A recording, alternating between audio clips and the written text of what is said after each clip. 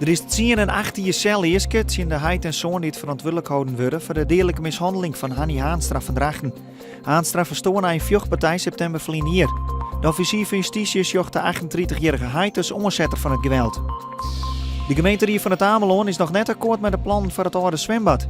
Recreatieondernemer Harry Westers wordt er een kuuroord van maakt in mijn hotelkamers. De rie vindt de gebouwen liek te heeg en er binnen bezwerend in de verkeer van een strook gemeentegroen. De monumentale histoer van de Lemmer bleef toch bewaren. De stichting Dwarsbehoud Lemsterloon had het kocht van energiebedrijf Nuon, die het slopen woer, en heel restaureerd. De toer werd broekt om de olie van transformators te vervaardigen.